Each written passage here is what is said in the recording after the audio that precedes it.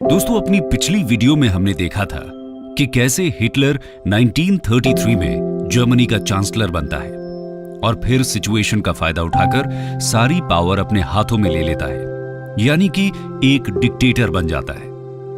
आज हम ये जानेंगे कि एक डिक्टेटर बनने के बाद हिटलर किस तरह की पॉलिसीज अडॉप्ट करता है, या फिर ये कहिए कि कैसे जर्मनी को फैशिस्ट स्टेट में बदल दिया जाता है। आइए शुरू करते हैं। Features of the Nazi totalitarian state. Hitler Gleichschaltung यानी फोर्सिबल कोऑर्डिनेशन नाम की पॉलिसी फॉलो करता है। इसके तहत गवर्नमेंट सिटीजन्स की लाइफ के ज्यादा से ज्यादा एस्पेक्ट्स को कंट्रोल करने की कोशिश करती है। इसमें उसकी मदद करती है ह्यूज पुलिस फोर्स और स्टेट सीक्रेट पुलिस, जिसे गेस्टापो कहा जाता है। गवर्नमेंट को अपोज या क्रिटिसाइज करना किसी के लिए भी डेंजरस हो जाता है। नाज़ी पार्टी के अलावा सभी पॉलिटिकल पार्टीज को बैन कर दिया जाता है, यानी जर्मनी भी इटली और यूएसएसआर की तरह एक वन पार्टी स्टेट बन जाता है। स्टेट लेजिस्लेचर्स अभी भी एग्जिस्ट करते थे, लेकिन उनके पास कोई पावर नहीं थी। उनके ज्यादातर फंक्शंस नाज़ी स्पेशल कमिश्नर द्वारा किए जाने लगते हैं, जिसे हर एक स्टेट में बर्लिन गवर्नमेंट यानी हिटलर द्वारा अपॉइंट किया जाता था। स्टेट के सभी ऑफिशियल्स और अफेयर्स पर पूरी तरह इनका ही कंट्रोल रहता था। इसके अलावा स्टेट, प्रोविंशियल या म्यूनिसिपल इलेक्शंस भी नहीं कराए जाते। सिविल सर्विस को पर्ज किया जाता है, यानी कि उसमें से सभी जूस और स्टेट के एनिमीज या कहें कि हिटलर के विरोधी लोगों को हटा दिया जाता है। ट्रेड यूनियंस को अबॉलिश कर दिया जाता है, उनके फंड्स को कन्फिस्केट कर लिया जाता है और लीडर्स को अरेस्ट। ट्रेड यूनियंस की जगह जर्मन लेबर फ्रंट ले लेता है और सभी वर्कर्स के लिए इसकी मेंबरशिप लेना कंपल्सरी कर दिया जाता है।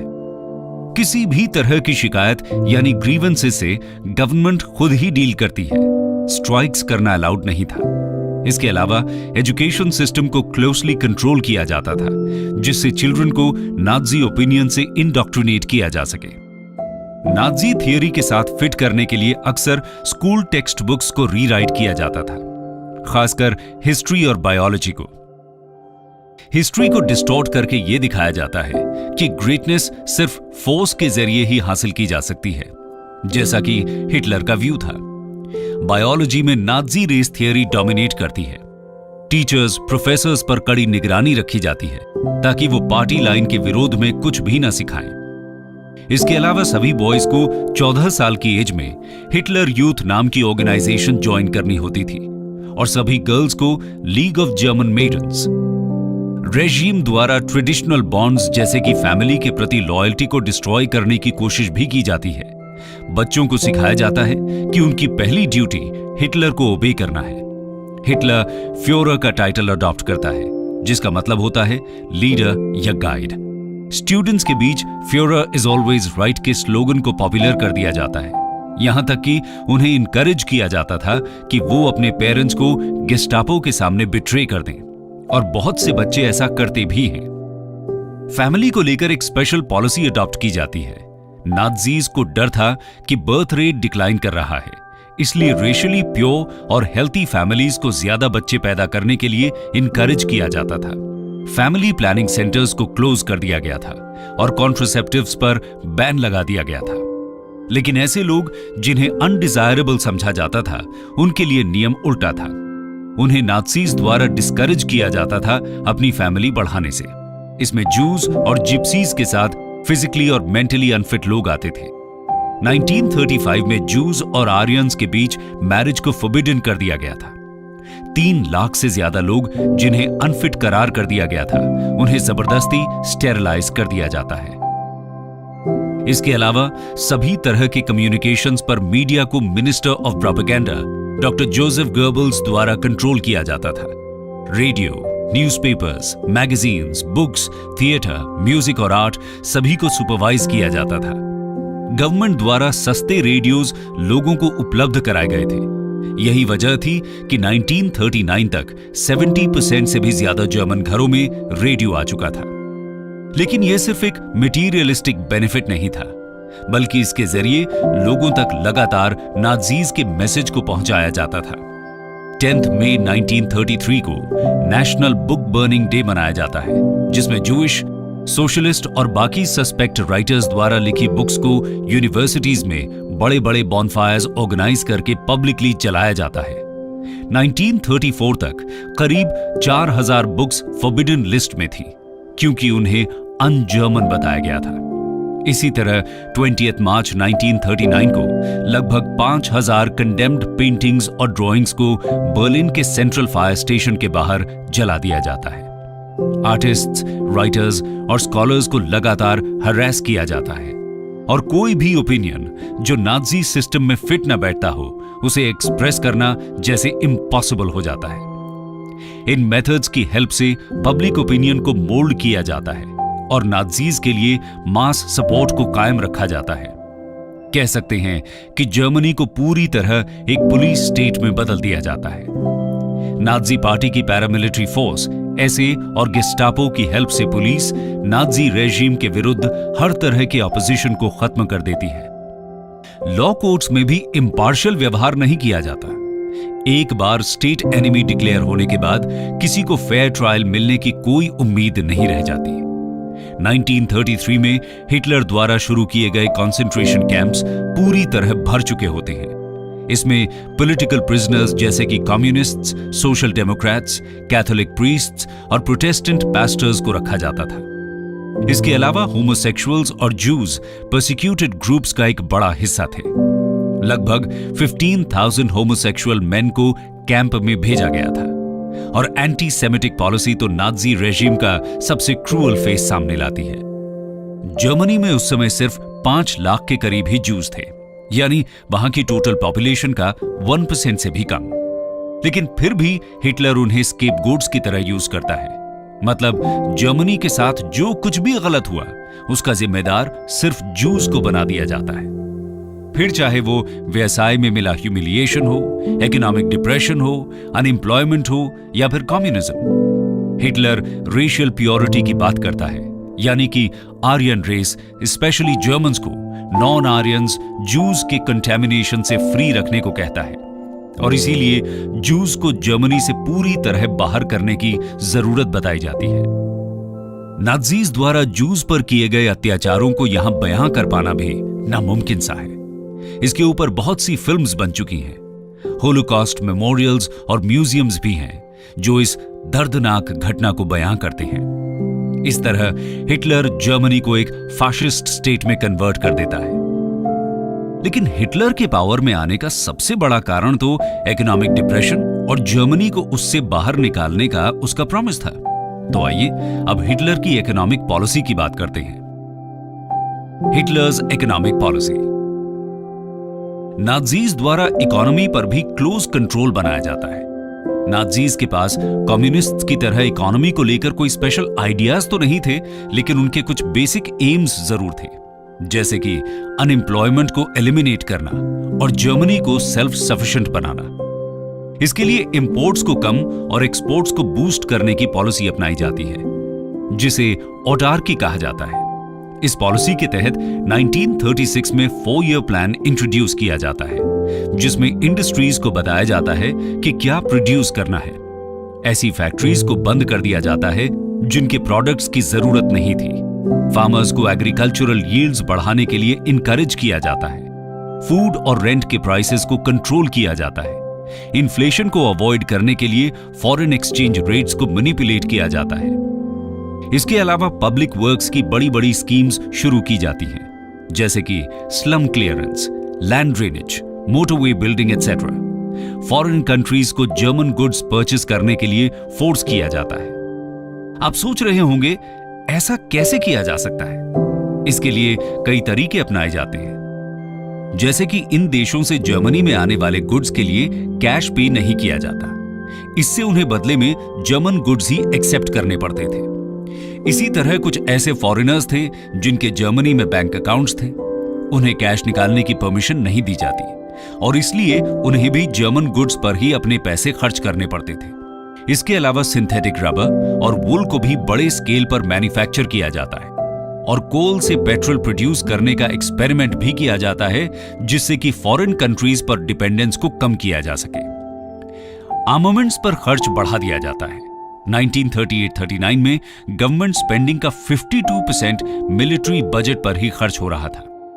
इसकी वजह यह थी कि हिटलर जर्मनी को जल्द से जल्द एक इकोनॉमिक और मिलिट्री पावर बना देना चाहता था। इस सब की वजह से जर्मन इकोनॉमी में तेजी से सुधार देखने को मिलता है, जिससे हिटलर की पॉपुलैरिटी लोगों के बीच बनी रहती है। इकोनॉमिक पॉलिसी के बाद आइए अब हिटलर की रिलीजियस पॉलिसी की चर्चा करते हैं। Hitler's religious policy. हिटलर द्वारा रिलीजन को भी स्टेट कंट्रोल में लाया जाता है, क्योंकि churches possible source of opposition हो सकते थे। जर्मनी में उस समय दो मेन रिलीजियस सेक्ट्स डोमिनेंट थे, रोमन कैथोलिक्स और प्रोटेस्टेंट्स। सबसे पहले बात करते हैं रोमन कैथोलिक चर्च की। 1933 में हिटलर रोमन कैथोलिक चर्च के पोप के साथ एक अग्रीमेंट साइन करता है, जिसे कॉनकॉर्डाट के नाम से जाना जाता है। इसमें वो जर्मन कैथोलिक्स के साथ किसी भी तरह का इंटरफेरेंस न करने का प्रॉमिस करता है। इसके बदले में पोप कैथोलिक सेंटर पार्टी को डिसॉल्व करने और आगे से पॉलिटिक्स में किसी भी तरह का पार्ट न लेने का वादा करते हैं। लेकिन जल्दी ही दोनों के बीच रिश्ते खराब हो जाते हैं, क्योंकि हिटलर कॉनकॉर्डाट को ब्रेक करते हुए कैथोलिक यूथ लीग को डिसॉल्व कर देता है। और जब कैथोलिक्स इसका विरोध करते हैं तो उनके स्कूल्स को भी बंद कर दिया जाता है।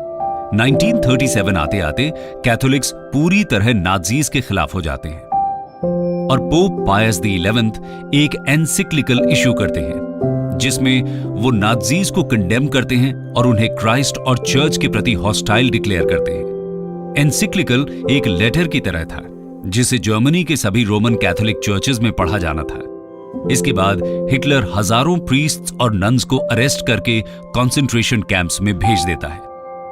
रोमन कैथोलिक चर्च के बाद अब प्रोटेस्टेंट्स की बात करते हैं। क्योंकि मेजॉरिटी ऑफ जर्मन्स किसी न किसी प्रोटेस्टेंट ग्रुप को ही बिलोंग करते थे, इसलिए हिटलर उन्हें एक राइख चर्च में ऑर्गेनाइज करने की कोशिश करता है और एक नाज़ी को ही राइख का पहला बिशप बनाया जाता है। लेकिन बहुत से पास्टर्स यानी कि प्रीस्ट्स इसका विरोध करते हैं और उनका एक ग्रुप, जिसे मार्टिन नीमोलर लीड कर रहे थे, वो डायरेक्ट हिटलर से गवर्नमेंट इंटरफेरेंस और जूस के साथ हो रही ट्रीटमेंट की शिकायत भी करता है।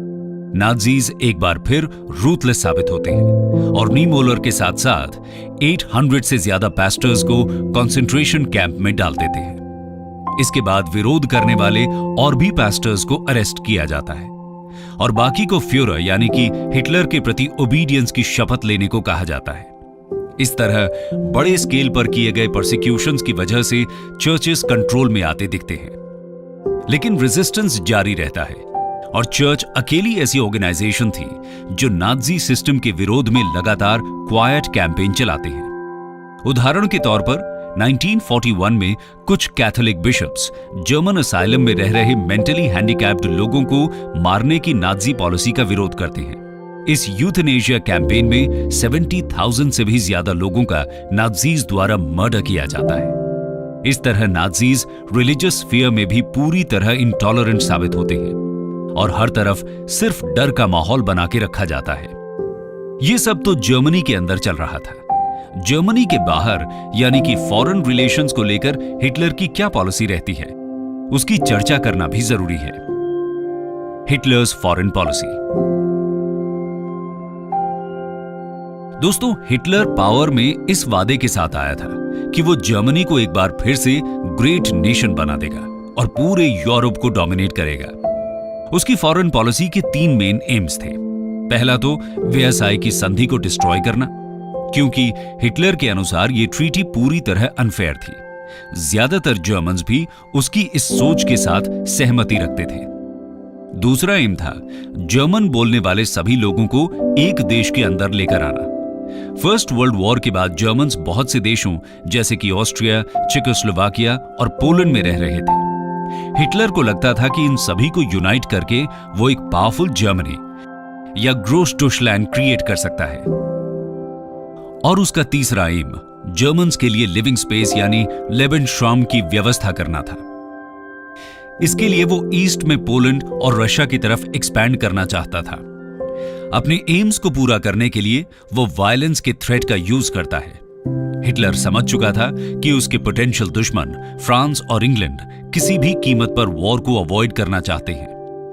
वो फर्स्ट वर्ल्ड वॉर को रिपीट होने से रोकने के लिए कॉम्प्रोमाइज करने के लिए भी तैयार हैं, इसी का फायदा हिटलर अपने एम्स को पूरा करने के लिए करता है।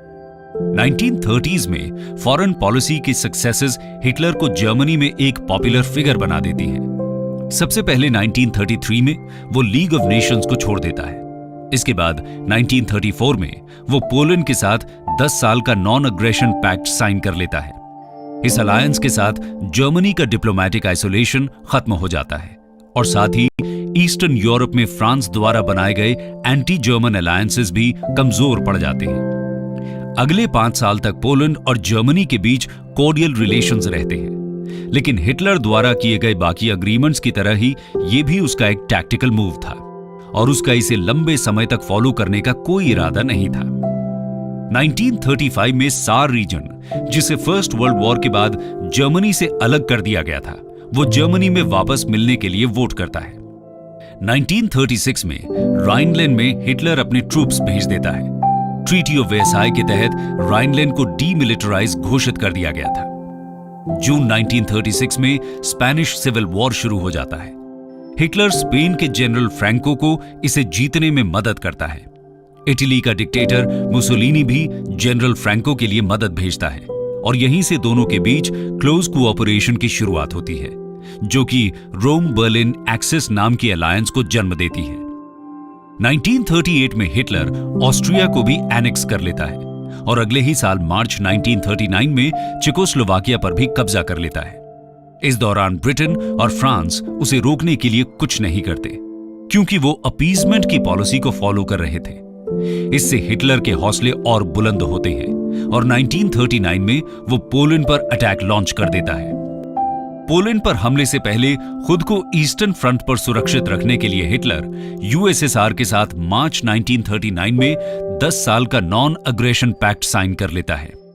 इस तरह उसे लगता है कि वो पोलैंड को आराम से जीत लेगा, क्योंकि पैक्ट के अनुसार यूएसएसआर हिटलर का इसमें साथ देगा।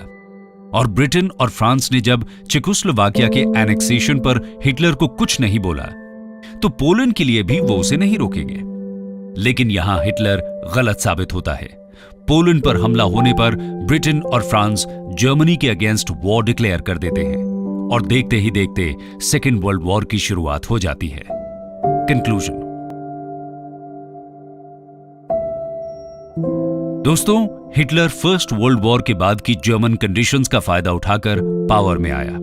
इसके बाद उसने जर्मनी पर पूरी तरह अपना कंट्रोल बना लिया और उसे एक टोटलिटेरियन स्टेट में कन्वर्ट कर दिया। डोमेस्टिक स्फीयर में कंट्रोल एस्टैब्लिश करने के साथ ही वो फॉरेन अफेयर्स में भी जर्मन पावर को असर्ट करना शुरू करता है। शुरुआती सक्सेस हिटलर का हौसला बढ़ाती चली जाती है और अल्टीमेटली हिटलर वर्ल्ड को एक और वॉर की तरफ ले जाता है।